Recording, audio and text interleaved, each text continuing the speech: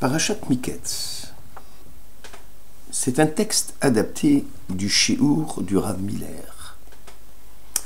Pharaon envoya quérir Joseph, qu'en fit sur le champ sortir de la geôle. Il se rasa et changea de vêtements, puis il parut devant le Pharaon. Pharaon dit alors à Joseph: « J'ai eu un songe, et nul ne peut l'expliquer. Mais j'ai ouï dire, quant à toi, que tu entends l'art d'interpréter un songe. » Joseph répondit à Pharaon: « Ce n'est pas moi, c'est Dieu qui saura tranquilliser le Pharaon. » Genèse 41.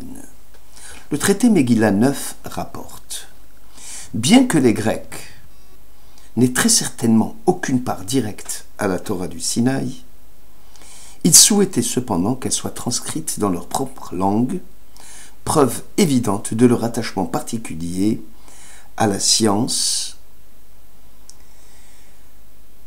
Cette preuve montre que pour les Grecs, cette aspiration à la science était supérieure à celle des autres nations. Bien que toute traduction comporte une large part d'interprétation et d'actualisation, et que la révélation et sa transmission seraient intrinsèquement liées au génie de la langue hébraïque, les sages d'Israël ont consenti à contre-cœur à la traduction du Pentateuque en grec par les 70 sages sous la pression du roi Ptolémée en 140 avant l'ère chrétienne. Ce fut, dit le Talmud, un jour aussi difficile pour Israël que celui de la confection du veau d'or. Ce privilège réservé à la langue grecque se réduit à la beauté et à la clarté de cette langue, ainsi qu'à l'amour de la sagesse des Grecs. D'ailleurs, le verset de la Genèse le confirme: ce qu'il y a de plus beau dans la descendance de Japheth, Japheth c'est le nom donné aux Grecs et à leur langue, réside dans les tentes de Sem, les tentes d'études juives, puisque Sem est le père des Sémites. Le Talmud, d'ailleurs, exprime de sévères réserves quant à la sagesse grecque. Il faut distinguer, dit-il, entre la langue grecque et la sagesse grecque, traité Baba Kama 83. En fait, ce n'est pas la première fois que la Torah fut traduite en une langue étrangère. En deçà du Jourdain, dans le pays de Moab, Moïse s'est mis à traduire cette doctrine. Selon Rachi, Moïse commenta la loi en 70 langues. Quelle différence y a-t-il entre la version des Septante et la version de Moïse? La différence réside dans les mobiles qui poussent les uns et les autres à agir et qui déterminent certains de leurs comportements et de leur conduite. Le mobile seul compte et non les résultats. Bereshit Rabbah 39 illustre cette réflexion. Rabbi Lévi disait: « Deux hommes se sont exprimés pareillement, Abraham et Lot. Abraham apostrophait Dieu en disant: « Loin de toi d'agir ainsi, de frapper l'innocent avec le coupable. » Genèse 18. Job aussi s'est écrit à l'adresse de Dieu: « Tout revient au même, aussi dis-je, que juste et méchant, il les fait également périr. » Job 9. Abraham reçut en contrepartie une rétribution, alors que Job fut sanctionné. Apparemment, deux hommes se révoltent contre l'injustice qui serait apparemment le fait de Dieu. L'éternelle question: pourquoi donc le juste est-il souffrant dans ce monde-ci alors que le pervers triomphe? Les mobiles qui poussent Abraham et ceux qui poussent Job à formuler leur protestation ne sont pas identiques. Abraham ne pouvait pas admettre, fût-ce quelques brefs instants, la profanation du nom divin. Lorsqu'à ses yeux, le Saint béni soit-il s'écarte de la justice absolue, cela lui devient insupportable, car les conséquences de cette profanation seraient désastreuses pour le commun des mortels. Si par malheur, une justice viendrait à être commise par Dieu à l'encontre des impies de Sodome et de Gomorrhe. L'intention du patriarche est dénuée de tout calcul, de tout intérêt personnel. La prière d'Abraham n'est que sollicitation et expression à l'amour de Dieu qui l'anime. Job, à l'inverse, est un juste souffrant. Sa protestation est un cri de l'humain qui ne supporte plus la violence de la douleur. Que le mal, dans ses cruelles instances et ses différentes manifestations, soit éprouvé comme un scandale par l'homme, Job témoigne de son refus de s'y résigner, de son rejet immédiat. Job ne peut revendiquer que sa souffrance et la résultante du constat de la profanation du nom de Dieu. Elle est la conséquence directe pour lui de la maladie qui l'abîme. Alors qu'Abraham craignait pour autrui, pour tout l'excessif de sa vulnérabilité, l'appréhension des dangers et des peines qui le menacent, Job, lui, craint d'abord pour sa vie. Il persévère dans les ressorts de son être, réduisant aussi bien le bien à son propre être, à la suffisance à soi. À bout de la souffrance et d'insécurité, Job serait dépouillé de tout superbe face à ce corps affecté qui frémit et qui pâtit face au mal qui le ronge. Le sentier de la rectitude écrit « L'homme habitué à pratiquer l'ascèse, ne prenant dans ce monde que le strict nécessaire, il lui restera encore à purifier son cœur et ses pensées, afin que même dans le minimum qu'il consent à s'accorder, il n'ait jamais en vue la jouissance et le désir, mais uniquement le bien qui peut résulter de son acte et de son point de vue de la sagesse et du service de Dieu. » Voilà ce qu'écrivait le rabbin Luzzatto. Aussi boire, manger, accomplir ses devoirs conjugaux se feront avec une réserve pudique à la seule fin d'accomplir la loi et de servir Dieu.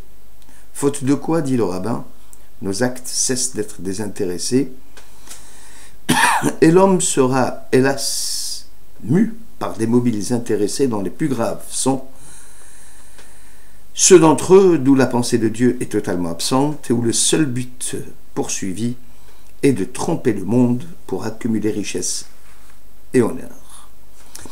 L'effort doit porter sur les commandements ou les comportements ou l'intrusion de quelques motifs tels que le désir de confort ou l'espoir d'une récompense ne sont pas étrangers. L'action non plus n'est plus pure ni désintéressée, agit toujours pour servir le Créateur et que la pensée au moment de l'action soit désintéressée, nous dit le traité Nédarim.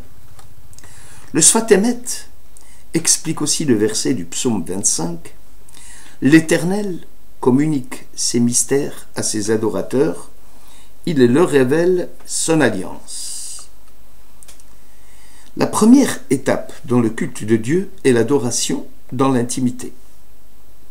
Celui qui aspire à la perfection et ne livra pas publiquement son âme, il reste mystérieux dans sa quête de l'absolu. Ce n'est qu'après coup que l'alliance de Dieu se révèle à lui. L'alliance n'apparaît que s'il y a mystère au départ. Ces réflexions préliminaires du sage éclairent pour nous la vie et le comportement de Joseph. Au départ, Joseph entreprend une vie pieuse, intime, cachée, en proximité directe avec Dieu. Vendu esclave par ses frères, accusé, jeté en prison par Potiphar, déchiffrer les songes du pharaon et enfin demander au maître Échanson de ne pas l'oublier, alors que cette dernière demande lui vaudra d'ailleurs 2 années supplémentaires d'enfermement, car le croyant qu'il était devait accomplir l'interprétation des songes sans rien attendre en retour. Le manque de confiance en Dieu, les espoirs mis dans le ministre du Pharaon montraient à l'évidence que Joseph avait encore besoin de méditation sur les vanités du monde, des hommes, des jouissances. Les années d'isolement en prison ont pour finalité une purification intérieure plus grande dans l'accomplissement du service divin. Et ceci ne peut être obtenu que par la réflexion répétée sur les mensonges que constituent les honneurs. Joseph devrait s'habituer à fuir les honneurs, à ne plus se laisser détourner au moment de servir Dieu par la pensée des compliments, des louanges décernés par les hommes. Une fois la peine de prison accomplie, Joseph n'aura plus de pensée que pour son maître, Dieu. Ce n'est pas moi, c'est Dieu qui saura tranquilliser le Pharaon, disait-il dans Genèse 41, qui lui seul sera sa gloire, à l'exclusion de tout autre. Le verset 23 du chapitre 40 de la Genèse devient ainsi plus clair. Le maître échanson ne se souvenait plus de Joseph et l'oublia. Les 2 années passées en prison ont permis à Joseph, qui devint le sujet principal, à oublier l'épisode du maître échanson et à s'élever en pensée en acte dans la direction du vrai, celle qui est agréable à Dieu. Pharaon surnomma Joseph Tsaphnath-Paanéah, celui qui dévoile les mystères. Tsaphnath est l'époque où le croyant se débarrasse des mobiles d'intéressement afin de diriger ses pensées et son cœur vers le Dieu seul. Paanéah est le temps de la sanctification du nom divin en public. C'est le temps du dévoilement de la force intérieure qui anime le croyant et qu'il met à la disposition des autres d'une manière désintéressée, sans s'attacher aux effets vains et trompeurs des mirages. Cette étude nous amène à répondre à la question préliminaire concernant l'importance des motifs qui ont animé les auteurs de la traduction des Septante et celle de Moïse. Moïse entreprit la traduction de la Torah après 40 années d'errance dans le désert, années de méditation pour le prophète et pour son peuple, détaché de l'épaisseur naturelle qui vient de la matière et qui compromet gravement le service divin.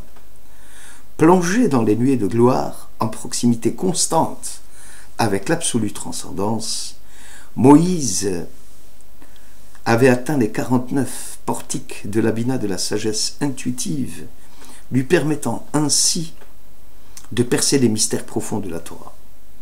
Cette union de Moïse avec l'être suprême, mon âme s'est attachée à ta suite, ta droite me soutient, lui permet de cheminer parmi les intellects purs, comme Moïse marchant devant le Seigneur sur la terre des vivants pour l'éternité, alors que Moïse se trouve encore dans ce monde-ci. À ce degré de perfection, il serait imparable que la traduction de la Torah ne se fasse pas dans son intégralité. Par contre, à l'époque des Ptolémées, les mobiles qui les ont poussés à traduire la Torah étaient intéressés, soif de paraître, des juifs tellement qui cherchaient à vanter la sagesse juive pour en faire un usage politique. Désir intéressé de calquer la science de la Torah sur la sagesse grecque. En posant en effet le primat de la raison théorique, la sagesse grecque visait à une connaissance absolue de l'âme et de l'univers. La vérité conçue communique la représentation fidèle du monde et en même temps, elle doit et peut seule diriger le jugement humain. Il n'y avait d'autre valeur que celle liée à la réalité du donné, disaient les Grecs. Cette recherche de rationalité qui aspire à s'étendre à l'ensemble des choses et des hommes, en effaçant dans sa globalité toutes les distinctions singulières et en essayant d'éroder toute altérité. La Grèce, dans un premier temps, s'intéresse à la sagesse juive afin d'en examiner la nature, dans un second temps, à en contester la possibilité et à interdire l'exercice.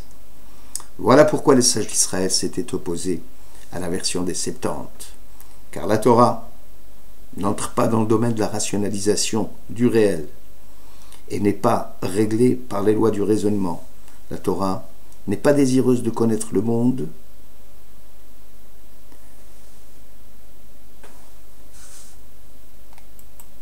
mais de l'ouvrir sur un autre monde, vers l'infini. C'est là l'objet de la confrontation qu'a opposé les Hashmonaïm à la tentative de hellénisation forcée entreprise par Antiochus IV Épiphane. La politique de prévention menée par les Grecs afin de forcer les Juifs à renoncer à leur propre culture est illustrée par l'ordre « Inscrivez sur les cornes du bœuf que vous n'avez aucune part dans la loi du Dieu d'Israël ». Que signifie cet ordre? Les Grecs réfléchissaient sur la conscience de l'homme et de la place qu'il occupe dans l'univers. Les Juifs pensaient que la condition la condition ultime de l'homme est celle d'une créature pour laquelle l'antériorité de Dieu par rapport à elle-même et au monde est une donnée première, préalable à toute recherche. La créature est rattachée à l'absolu, sa liberté consiste à élucider et à ouvrir et à vivre cette relation et à s'y situer. C'est par la révélation du Sinaï qu'Israël prend conscience de cette dimension et des exigences qu'elle comporte. Le péché du veau d'or, selon le Maharal de Prague, tentait à prouver, selon les Grecs, qu'Israël n'est pas à la hauteur d'une telle vocation, mais qu'il s'agissait d'une attitude présomptueuse et illusoire. Les Grecs ont conclu, puisque les Juifs, en désobéissant et en confectionnant le veau d'or, s'obstinent donc à vouloir préserver dans leur être propre, en dehors de toute référence extérieure, c'est la preuve qu'il n'y a d'autre sagesse que celle de la lumière naturelle de la raison qui s'applique à connaître le réel selon les lois immanentes qui le régissent. Enfin, le Maharal de Prague dit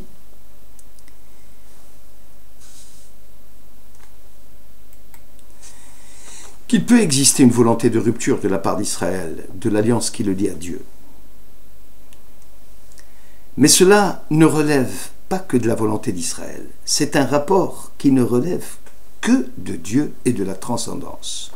Pour regrettable que soit la faute, celle-ci ne peut jamais annuler la relation fondamentale entre Dieu et Israël, car Israël, Dieu et la Torah relèvent tous d'un ordre surnaturel. Merci de votre écoute.